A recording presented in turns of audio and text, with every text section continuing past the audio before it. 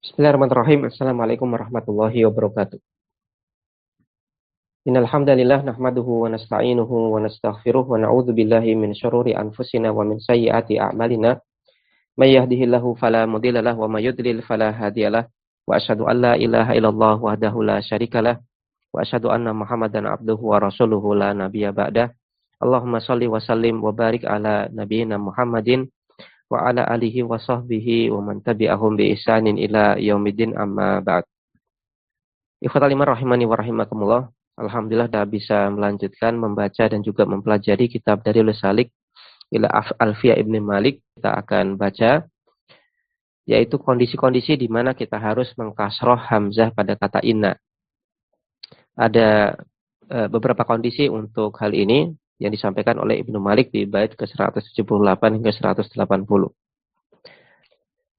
Ibnu Malik mengatakan faksir maka kasrohlah hamzah inna fil ibtida ketika dia mengawali sebuah kalimat. Nah, kondisi yang pertama adalah ketika dia mengawali sebuah kalimat. Maka hamzah inna kita kasroh.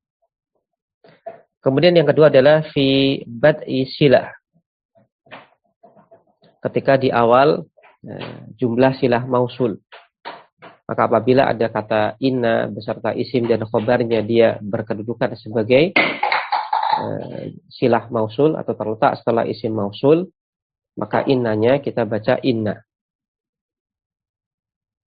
Kemudian yang ketiga adalah wa haitsu inna liyaminin mukmilah.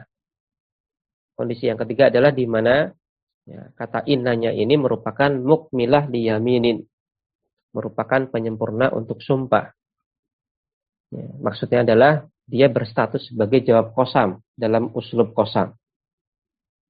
Maka apabila jumlah yang diawali oleh inna, isim dan khobarnya ini dia berstatus sebagai jawab qasam, yaitu penyempurna sumpah, maka innanya kita baca inna dengan mengkasrah hamzah. Kemudian kondisi yang keempat, au hukiyat bil qaul, atau dia diceritakan bil qaul, dengan qaul. Bahasa mudahnya, apabila dia terletak setelah kata qala ataupun tasrifan dari kata qala. Maka apabila setelah kata qala ataupun tasrifan dari kata qala itu ada inna dan isim serta khobarnya, maka inna kita baca inna. Yang dimaksud dengan tasrifan dari kata qala ya qala ataupun yaqulu ataupun qul ataupun qultu ataupun yang lainnya. Kemudian kondisi yang berikutnya, kondisi yang kelima adalah au halat mahalla halin, atau dia berkedudukan sebagai kedudukan hal. Bahasa mudahnya yaitu ketika inna dan isim serta khobarnya ini satu kesatuannya berkedudukan sebagai hal dalam kalimat. Maka innanya dibaca inna. Contohnya dalam kalimat zurtuhu, saya mengunjunginya, wa inni dzu amal. Dalam keadaan inni dzu amal, saya dzu amal memiliki harapan.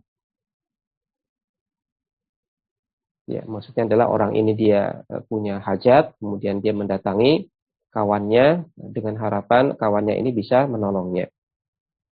Zurtuhu wa inni dzu amal. Zurtuhu, saya mengunjunginya. Wa inni dzu amal, dalam keadaan saya punya harapan.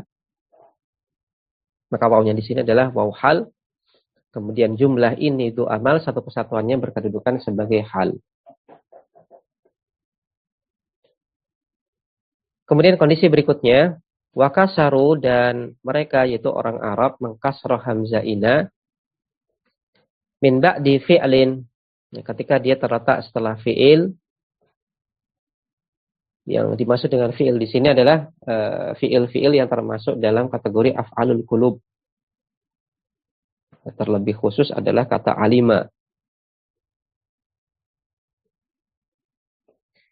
Ulliqa bilami, yang mana fi'il tersebut ulliqa terbatalkan fungsinya, terbatalkan amalannya bilami dengan adanya lam ibtida.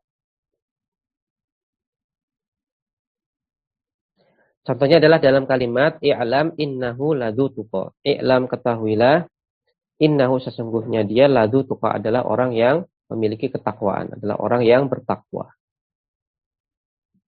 Maka di sini ada kata i'lam, dia berasal dari kata alima ya'lamu, yang pada asalnya kata i'lam ataupun kata alima ini dia adalah ya, af'alul qulub, itu fiil perbuatan hati, perbuatan hati, dan dia membutuhkan dua maf'ul bih.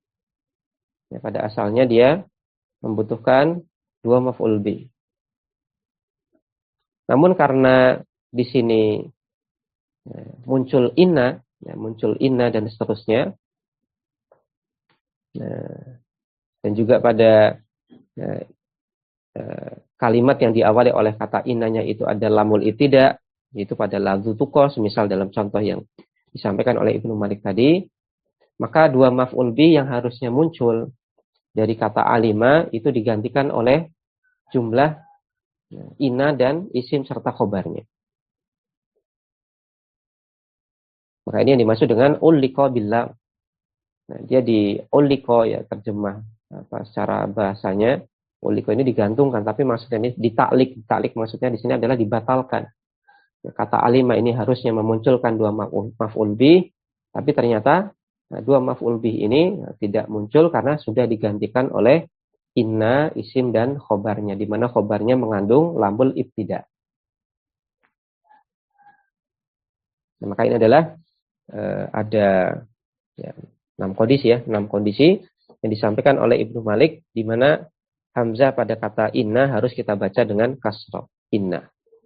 Yang pertama adalah ketika dia mengawali kalimat, kemudian yang kedua adalah ketika dia terletak di awal jumlah silah mausul, kemudian yang ketiga adalah ketika dia sebagai jawab qasam, kemudian yang keempat adalah ketika dia terletak setelah kata qala ataupun tasrifan dari kata qala, kemudian yang kelima adalah ketika dia berkedudukan sebagai hal, kemudian yang keenam adalah ketika dia terletak setelah fiil yang dia terbatalkan dengan adanya terbatalkan amalannya, maksudnya adalah tadi harusnya butuh dua maf'ul bi, tapi dengan adanya inna dan isim serta khobarnya yang mengandung lam ibtida, maka dua maf'ul bi-nya tidak muncul, digantikan oleh inna, isim dan khobarnya. Qala syarih hafizahullah ta'ala, al-halatu tsaniyatu, keadaan yang kedua, min ahwali hamzati inna, dari keadaan hamzah inna adalah wujubul kasri, wajibnya kita mengkasroh hamzah inna. Wa dhabitu dzalik, dan dhabit tolak ukur dzalik hal tersebut adalah idza lam yumkin ta'wiluha bimasdarin, yaitu ketika tidak mungkin kita takwil sebagai masdar. Ya, maksudnya adalah ketika tidak mungkin inna, isim dan khobarnya ini kita anggap sebagai masdar muawwal. Bi an kana siyaqu yastada'i jumlatan. Nah, di mana siyak yaitu konteks kalimat, yastada'i menuntut jumlatan adanya jumlah. Jadi menuntut bukan menuntut adanya satuan kata, tapi menuntut adanya jumlah. Berbeda halnya dengan kasus kemarin. Misalkan pada fa'ilnya berupa inna, isim dan khobar misalkan. Dan padahal fa'il menuntut adanya satuan kata, dia harus satuan kata. Maka ini kita katakan bahwasanya innanya di situ adalah dibaca fathah, dibaca anna, supaya dia menjadi masdar muawwal. Ya, karena yang namanya fa'il ini menuntut satuan kata. Karena hukum asal fa'il adalah berupa satuan kata. Ya, maka ketika kita lihat dari konteks kalimat itu malah menuntut harus jumlah, ya, bukan satuan kata, maka innanya di situ tidak mungkin kita maknai sebagai, atau kita tidak mungkin statuskan sebagai masdar muawwal. Tapi kita biarkan dia sebagai jumlah, sehingga di sini hamzahnya kita baca kasrah, inna. Wa hadza yaqa'u fi sittati mawadi'a, dan ini terjadi di 6 kondisi. Ya, 6 posisi atau 6 kondisi. Ya, kata maudhi' itu arti asalnya adalah letak. Mawadhi' ini jamaknya, ya letak-letak. Namun mungkin lebih luas kalau diterjemahkan dalam bahasa kita kondisi. Ini terjemah bebas. Di 6 kondisi. Yang pertama adalah antaqa'a inna fi ibtida'il kalam. Ketika inna terletak di awal kalam, di awal kalimat. Sawa'un kanal ibtida'u hakikian. Baik mengawalinya ini adalah secara hakiki. Contohnya adalah dalam kalimat innar ruju'a ilal haqqi fadilatun. Sesungguhnya kembali kepada kebenaran itu merupakan sebuah keutamaan. Maka di sini innanya betul-betul mengawali kalimat inna. Tidak didahului oleh kata yang lain. Jadi dia betul-betul real mengawali kalimat. Contoh yang lain adalah pada firman Allah Subhanahu wa taala, innal abrara lafi na'im. Sesungguhnya al-abrar, orang-orang yang berbuat kebaikan, lafi na'im, sungguh berada dalam kenikmatan atau sungguh berada dalam jannah na'im. Maka indahnya di sini betul-betul mengawali kalimat, dia tidak didahului oleh kata yang lain. Atau hukmian, dia mengawali kalimat tidak secara real namun secara hukum. Maka secara zahir itu ada kata yang mendahului inna. Namun secara hukum dia dianggap mengawali. Karena kata yang mendahului inna ini tidak dianggap mengawali. Kal waqi'ati ba'da ala. Contohnya adalah ketika kata innanya ini terletak setelah kata ala yang merupakan huruf tanbih. Kita lihat di footnote nomor 2. Ala, kata ala, dia merupakan harfun ditanbihi wal istiftahi. Dia merupakan huruf yang fungsinya adalah untuk tanbih. Ya, tanbih itu kurang lebih adalah tanbih terjemah. Kasarnya warning, peringatan. Tapi maksudnya di sini adalah untuk menyiapkan konsentrasi pendengar terhadap informasi yang akan disampaikan. Jadi itu maksud tanbih di sini. Jadi supaya si pendengar menyiapkan konsentrasinya untuk mendengar apa yang akan disampaikan. Wal istiftah, dan dia juga berfungsi untuk istiftah mengawali kalimat. La ya'malu syai'an, dan dia sama sekali tidak beramal. Tidak menasabkan, tidak memajrurkan, tidak menjazmkan ataupun yang lain. Sama sekali tidak beramal. Wala mahalla lahu minal i'rab, dan dia tidak punya kedudukan dalam i'rab ya karena dia huruf.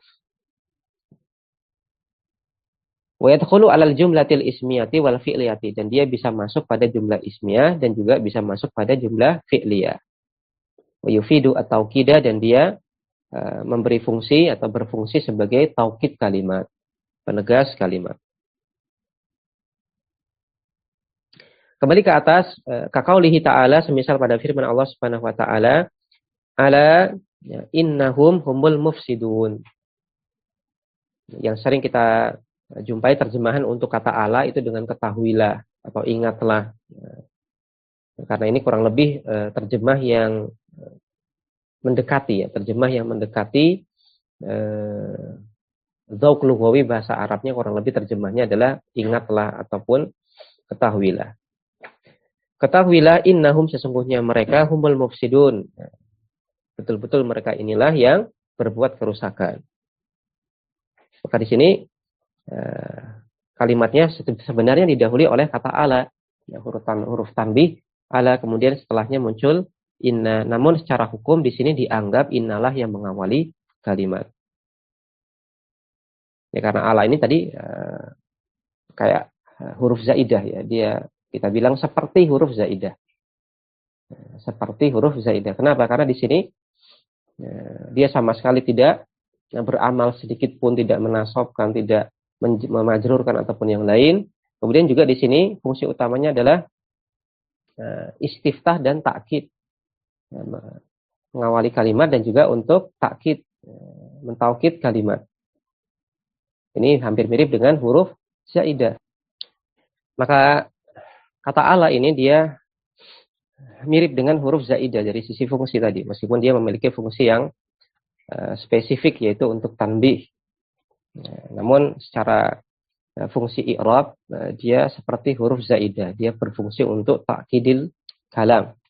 Dan juga dia tidak menasabkan, memajrurkan ataupun yang lain. Maka di sini dianggap yang mengawalinya adalah yang punya amal dalam i'rab, yaitu kata innanya. Ya, ala ini tidak punya amal dalam i'rab kecuali tadi yufidu at-ta'kid. Nah, sedangkan kata inna dia punya amal dalam i'rab. Maka di sini secara hukum kita katakan ini yang mengawali adalah kata innanya. Au ba'da kalla, atau ketika kata innanya ini terletak setelah kata kalla. Semisal pada firman Allah Subhanahu wa taala, kalla innal insana layadgha. Nah, yang diantara terjemah untuk kata kalla adalah sekali-kali tidak.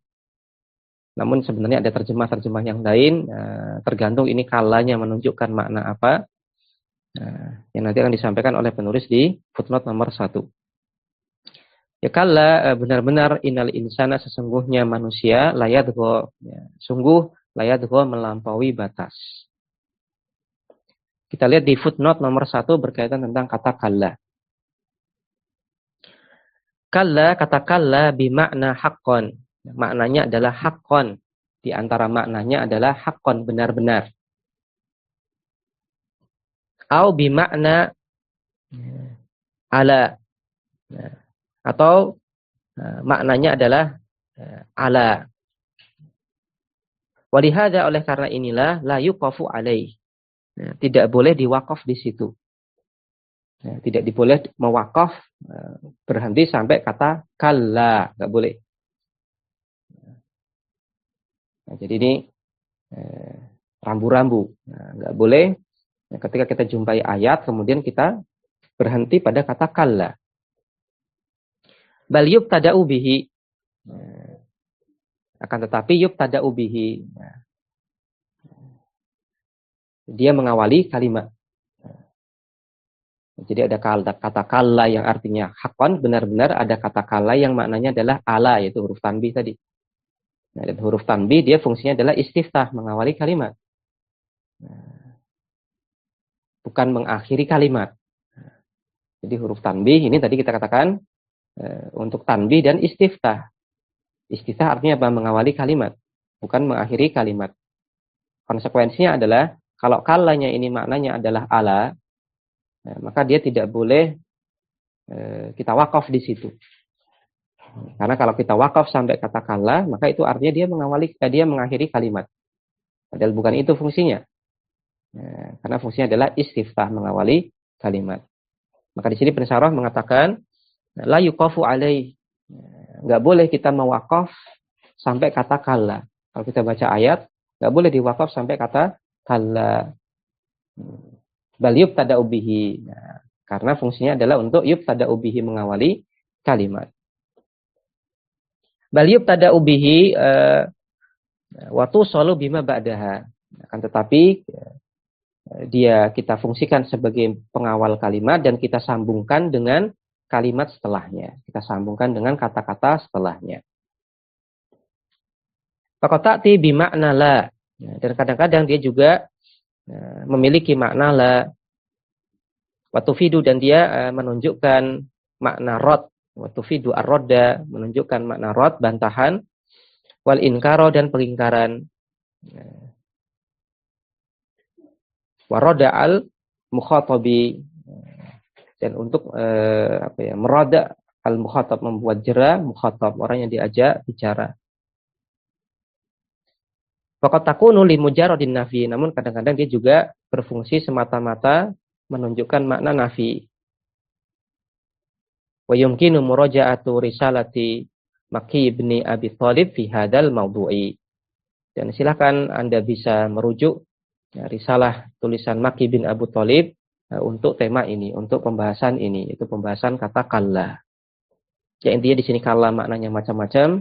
Ada kalla yang artinya benar-benar, ada kalla yang artinya adalah ala, yaitu huruf tanbih tadi yang kita bahas. Kemudian ada juga yang maknanya la, sekali-kali tidak. Ada juga yang maknanya adalah tidak. Jadi maknanya banyak tergantung konteks kalimatnya. Kemudian berkaitan tentang ayat selanjutnya, ar-ra'ahu istaghna. Tadi kan dikutip surat Al-Alaq ayat 6. Kalla innal insana layadgha. Kemudian ayat selanjutnya di ayat ke-7, ar-ra'ahu istaghna. Pensyarah mengatakan wa ar-ra'ahu, kata an-ra'ahu yaitu di ayat yang ke-7. Ini maf'ulun li ajli, berkedudukan sebagai maf'ul li ajli. Maksud ayat tadi adalah yadgha lidzalik. Manusia itu yadgha, berbuat melampaui batas lidzalik, karena hal tersebut. Itu karena dia menganggap dirinya kaya. Kalla innal insana layadgha. Benar-benar manusia ini sungguh melampaui batas. Ar-ra'ahu istaghna, karena dia menganggap dirinya kaya. Ya, maka intinya di sini adalah pada innal insana layadgha, dia didahului oleh kata kalla, dan kata kallanya ini sebagaimana tadi kita sampaikan, ada kata kalla yang dia sebagai huruf tanbih, maka kurang lebih kalla ini juga dia fungsinya adalah sama sebagaimana ala, takkidil kalam ataupun nafyul kalam, dan dia sama sekali tidak berfungsi dalam i'rab, tidak menasabkan, tidak memajurkan, dan yang lainnya. Sehingga di sini kita anggap kata innalah yang mengawali kalam, karena kata inna inilah yang memiliki amal, memiliki pengaruh dalam i'rab. Dia menasabkan mubtada, merofakkan khobar. Ya, maka ini adalah faedah penting tentang poin pertama, yaitu ketika inna terletak di awal kalimat, baik hakikian, secara real, dohir kasat mata dia mengawali kalimat, tidak ada kata lain yang mendahulunya, atau mengawalinya secara hukmi, di mana dia sebenarnya didahului oleh kata lain, namun dianggap kata yang lain ini tidak mengawali kalimat karena dia tidak berfungsi dari sisi i'rab, tidak menasabkan, tidak memajurkan ataupun yang lain. Contohnya adalah ketika didahului oleh kata ala dan kalla tadi. Kemudian kondisi yang kedua di mana kita harus mengkasroh hamzah inna. Keadaan yang kedua, asani antaqa'a fi sadri sillatil mausuli. Di mana kata inna dan serta isim dan khobarnya ini terletak di awal silah mausul. Ya, artinya apa? Artinya dia terletak setelah isim mausul. Jadi ada isim mausul, kemudian setelahnya itu adalah jumlah yang diawali oleh kata inna. Maka inna, isim dan khobarnya satu kesatuannya, dia statusnya adalah jumlah silah mausul dari isim mausul yang mendahuluinya. Antaqa'a fi sadri silatil mausuli, ketika dia terletak di awal silah mausul, di awal jumlah silah mausul. Bihaitsu, di mana la yasbiquha syai'un, sama sekali tidak ada satu kata pun yang mendahuluinya. Yaitu tidak ada satu kata pun yang mendahului kata inna tersebut kecuali isim mausul. Tidak ada satu kata pun yang mendahului kata inna tersebut kecuali isim mausulnya. Kita lihat contoh supaya lebih jelas. Contohnya dalam kalimat hadarul ladzi innahu yufidun nasa. Hadra, telah hadir, alladzi, orang yang, innahu yufidun nasa, sesungguhnya dia memberikan manfaat, memberikan faedah, an-nasa, kepada orang-orang, ya, kepada manusia. Maksudnya adalah kepada orang lain. Terjemah bebasnya, telah hadir orang yang memberikan kemanfaatan bagi orang lain. Maka di sini yang jadi fokus perhatian kita adalah pada alladzi innahu yufidu an-nasa. Ya, maka di sini ada kata alladzi. Alladzi merupakan isim mausul. Dan kita punya kaidah, semua jumlah yang terletak setelah isim mausul, dia statusnya adalah silah mausul. Jadi statusnya adalah jumlah silah mausul. Dan jumlah silah mausul ini nggak punya kedudukan dalam i'rab. Maksudnya apa? Maksudnya dia kita tidak bisa kita bilang dia sebagai mubtada, khobar, ataupun yang lain.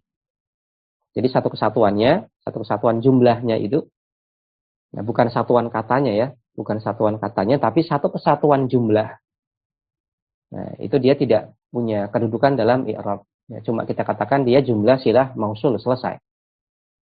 Nah, jadi kita kalau mau murojaah kembali berkaitan tentang masalah jumlah dan kedudukannya dalam i'rab. Itu ada jumlah yang punya kedudukan dalam i'rab, ya contohnya jumlah yang berkedudukan sebagai khobar. Ingat, khobar itu ada khobar ghair mufrad. Nah, khobar ghair mufrad itu adalah khobar yang berupa jumlah atau sibul jumlah. Jadi ada jumlah yang berkedudukan sebagai khobar. Ada pula jumlah yang berkedudukan sebagai na'at. Ada jumlah yang berkedudukan sebagai hal. Nah, maka itu adalah jumlah-jumlah yang punya kedudukan. Kemudian ada juga jumlah kalimat yang ini tidak punya kedudukan dalam i'rab. Di antaranya adalah jumlah silah mausul, yaitu semua jumlah yang dia terletak setelah isim mausul. Contohnya di sini, innahu yufidun nasa, alladhi innahu yufidun nasa. Maka innahu yufidun nasa, satu kesatuannya dia merupakan jumlah. Nah, dan dia terletak setelah isim mausul, maka dia statusnya adalah jumlah silah mausul dan tidak punya kedudukan dalam i'rab. Artinya apa? Kita berhenti sampai dengan kita katakan dia merupakan jumlah silah mausul. Selesai. Dan apa yang dimaksud dengan silah mausul? Maka bahasa mudahnya silah mausul itu adalah penjelas isim mausul. Nah, yang mana kalau tidak ada silah mausul ini, isim mausulnya nggak akan jelas. Alladhi, ya, yang apa? Nah, maka nggak jelas. Dia akan jadi jelas kalau ada silah mausulnya. Oh yang datang, oh yang pergi, dan seterusnya. Nah, maka silah mausul inilah yang menjadikan isim mausul itu menjadi ma'rifat, yang menjadi spesifik, menjadi jelas. Dan setiap isim mausul pasti punya silah mausul. Nah, setiap isim mausul pasti punya silah mausul. Ya, kembali ke permasalahan. Maka dalam kalimat hadaral ladzi innahu yufidun nasa, maka di sini kata innanya langsung terletak setelah isim mausul alladzi. Tidak didahului oleh kata yang lain. Langsung setelah alladzi kata inna. Contoh yang lain adalah pada firman Allah Subhanahu wa taala, wa atainahu minal kunuzi. Ini kutipan firman Allah Subhanahu wa taala yang membicarakan tentang Qarun. Allah katakan sesungguhnya Qarun itu termasuk kaumnya Musa. Kemudian Allah Subhanahu wa taala berikan karunia kepada Qarun. Allah katakan wa atainahu, dan kami berikan kepadanya yaitu Qarun minal kunuz, sebagian perbendaharaan. Kami berikan kepada dia perbendaharaan, kekayaan, yang namanya di sini adalah ma isim mausul. Yang inna mafatihahu, yang sesungguhnya mafatihahu, kunci-kuncinya, la tanu'u, sungguh berat. Kami berikan kepada Qarun perbendaharaan, ya, kekayaan, yang mana kunci-kunci gudang penyimpanan perbendaharaan tersebut la tanu'u, sungguh berat. Maka di sini pada ma inna mafatihahu la tanu'u, nah, ini yang kita jadikan fokus perhatian kita. Ma-nya di sini adalah isim mausul, kemudian setelahnya ada kata inna, maka innanya dibaca inna. Karena inna mafatihahu la tanu'u, satu kesatuannya dia merupakan jumlah silah mausul dari isim mausul ma. Maka inna kita baca inna. Fa in waqa'at fi hasfi sillati. Namun apabila kata innanya ini terletak fi haswi silah, di sisipan silah mausul. Jadi bukan di awal jumlah silah mausul, tapi di sisipannya, di tengahnya. Nah, maka futihat, maka hamzah pada kata innanya futihat di fathah, kita baca anna. Contohnya dalam kalimat ja'alladzi indi annahu fadilun. Telah datang alladzi, orang yang indi menurut saya, annahu fadilun, dia merupakan orang yang mulia, orang yang utama. Maka di sini kata innanya terletak di tengah-tengah jumlah silah mausul. Maka di sini isim mausulnya adalah alladzi, kemudian setelah alladzi itu ada jumlah, yaitu indi annahu fadilun. Maka satu kesatuannya dia merupakan jumlah silah mausul. Dan ternyata di sini kata innanya itu diletakkan di tengah-tengah, disisipkan di tengah-tengah jumlah silah mausul. Nah, indi annahu. Maka dalam kondisi ini hamzah pada kata innanya kita harus baca fathah annahu. Kenapa? Bahasa mudahnya ya karena dia tidak mengawali kalimat. Nah, karena dia tidak terletak di awal jumlah silah mausul, maka dibaca fathah. Maka syarat dia dibaca dengan kasrah adalah ketika dia mengawali jumlah silah mausul. Jadi mengawali, bukan hanya semata-mata dia berada pada jumlah silah mausul, tapi dia mengawali jumlah silah mausul. Baik, kemudian kondisi yang ketiga. Naam yakfi. Kondisi yang ketiga di mana kita harus mengkasroh hamzah ini adalah antaqa'a jawaban lil qasam. Ketika kata inna, isim dan khobarnya ini berkedudukan sebagai jawab qasam. Ya, terletak dalam kalimat sebagai jawab qasam. Ya, untuk uslub qasam maka ada 3 unsur. Ada adatul qasam, ada kata yang kita gunakan sebagai alat untuk bersumpah. Kata-kata yang kita gunakan sebagai alat untuk bersumpah contohnya adalah huruful qasam, ya, waw, ba, ta. Ya. Kemudian ada muksambih. Ya, muksambih itu adalah sesuatu yang kita agungkan, yang kita gunakan untuk bersumpah. Contohnya wallahi, demi Allah. Maka muksambihnya adalah lafadz Allah. Dan sesuatu yang kita gunakan untuk bersumpah, kita jadikan untuk kita bersumpah, itu adalah sesuatu yang spesial dan yang kita agungkan. Dan sebagaimana yang kita ketahui, maka tidaklah kita boleh bersumpah kecuali dengan nama atau sifat-sifat Allah Subhanahu wa taala. Kenapa? Karena ini bentuk pengagungan. Bentuk pengagungan yang ini khusus. Hanya boleh kita tujukan untuk Allah Subhanahu wa taala. Karena sumpah itu yang digunakan untuk bersumpah itu adalah sesuatu yang kita agungkan, dan ini oleh Allah Subhanahu wa taala dikhususkan, itu hanya milik Allah Subhanahu wa taala. Pengagungan ini hanya khusus untuk Allah Subhanahu wa taala, sehingga tidak boleh bersumpah kecuali dengan nama-nama Allah Subhanahu wa taala. Kemudian ada jawab qasam. Ada jawab qasam. Jawab qasam itu adalah isi sumpahnya apa. Maka ada adatul qasam, ini unsur yang pertama, ada muksambih, kemudian ada jawab qasam.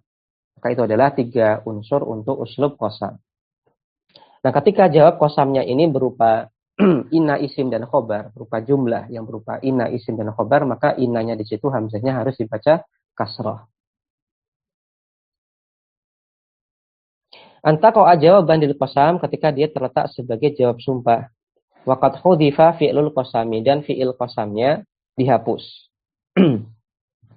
Sawa'un dzukiratil lamu fi khabariha, sawa'un baik dzukirat disebutkan lam ibtida fi khabariha di khabar inanya.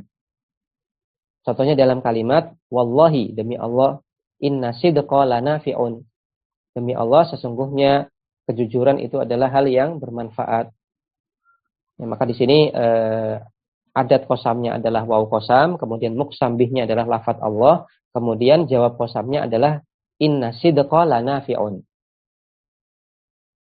Ya, maka di sini fi'il qasamnya itu adalah ya, dia qasam tapi menggunakan fi'il. Ya, dia itu bersumpah tapi menggunakan fi'il. Seperti di contoh yang kedua nanti ahlifu billah, aku bersumpah kepada Allah.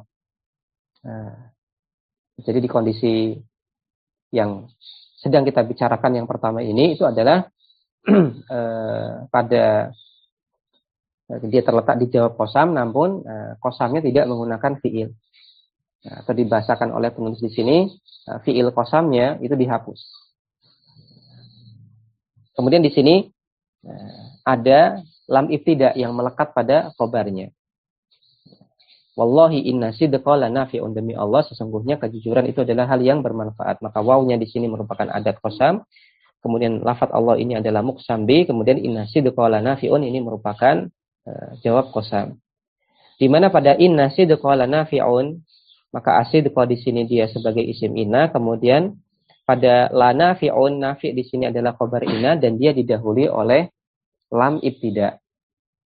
Maka la nafi'un, lamnya di sini adalah lamul ibtida, dia berfungsi untuk mentaukid.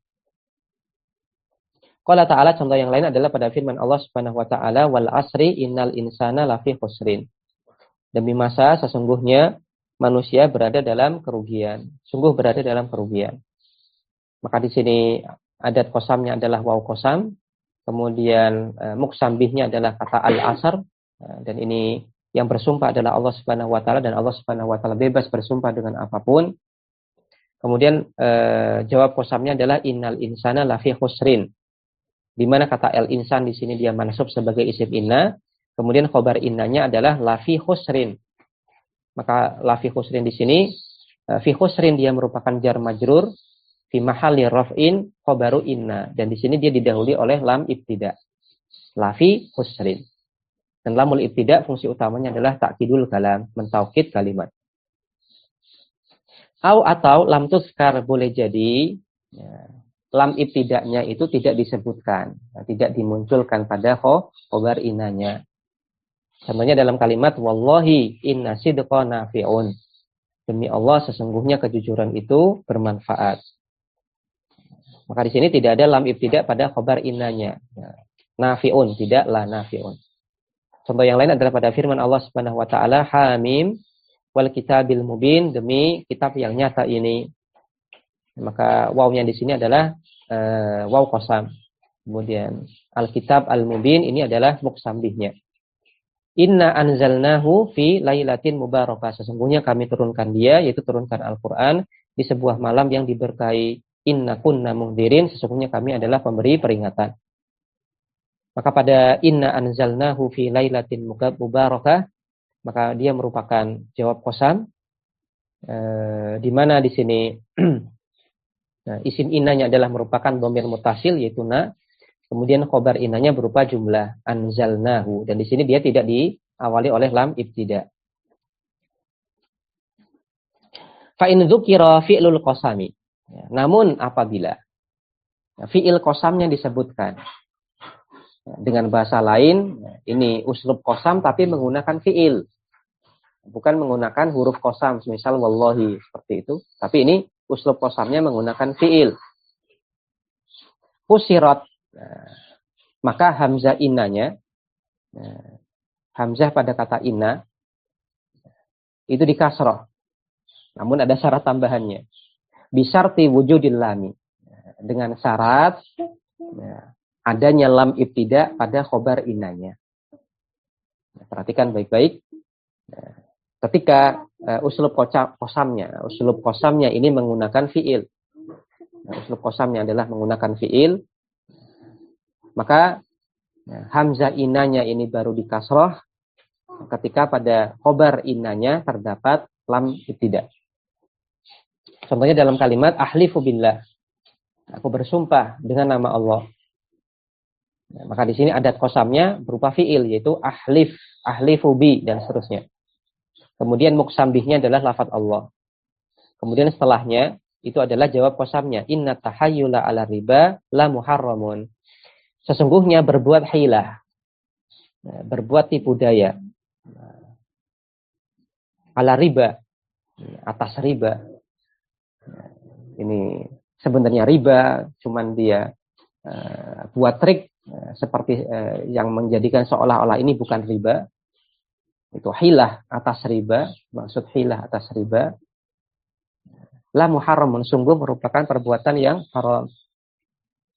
Maka di sini dia merupakan uslub qasam, kalimat yang menunjukkan sumpah tapi menggunakan fi'il. Maka syarat supaya hamzah innanya ini dibaca kasrah, maka syaratnya adalah khobar innanya mengandung lamul ibtida. Maka di sini pada la muharramun, kata muharram di sini dia berkedudukan sebagai khobar inna dan dia didahului oleh lamul ibtida, sehingga dalam kondisi ini hamzah innanya dibaca kasrah inna. Inna tahayyula ala riba la muharramun. Wa minhu qauluhu ta'ala, contoh yang lain adalah semisal pada firman Allah Subhanahu wa taala, wa yahlifuna billah, dan mereka bersumpah dengan nama Allah. Innahum laminkum, sesungguhnya mereka sungguh termasuk golongan kalian. Maka pada innahum la minkum, maka satu kesatuannya dia merupakan jawab qasam. Kemudian kata hum di sini berkedudukan sebagai isim inna. Kemudian minkum dia merupakan susunan jar majrur fi mahalli raf'in berkedudukan sebagai khobar inna. Dan kata minkumnya di sini didahului oleh lamul ibtida. Maka syaratnya supaya dibaca inna adalah khobar innanya mengandung lam ibtida. Wa illam tu jadil lamu. Namun kalau pada khobar innanya itu tidak dijumpai adanya lam ibtida, jazal wajhani. Boleh menggunakan dua cara baca. Maksudnya apa? Al-fathu wal kasru. Hamzahnya boleh kita fathah ataupun kita kasroh. Kama sayati insyaallah, sebagaimana yang akan datang penjelasannya insyaallah. Ya, maka ini menunjukkan kepada kita tafsirnya banyak ya ternyata. Nah, rinciannya banyak, aturannya banyak untuk cara baca inna atau anna. Bahkan untuk satu poin pun itu ada tafsir lagi. Nah, semakin mendetail. Ini mungkin kalau kita baca di mulakhos ya, bagi yang belajar mulakhos itu pun sudah cukup ketika kita pertama kali belajar mulakhos untuk kapan kita baca inna, kapan kita baca anna, ini pun sudah cukup cukup detail. Tapi ternyata dari satu poin itu pun ternyata memiliki tafsir lagi, memiliki rincian lagi. Maka ini artinya semakin dalam kita mempelajari, maka semakin tepat kita membaca apakah itu dibaca inna, ataukah dibaca anna, ataukah boleh kita baca dengan kedua-duanya. Baik, ikhwatal iman rahimani wa rahimakumullah, demikian yang bisa kita baca dan kita pelajari. Subhanakallahumma wa bihamdik, asyhadu an la ilaha illa anta, astaghfiruka wa atubu ilaik. Wassalamualaikum warahmatullahi wabarakatuh.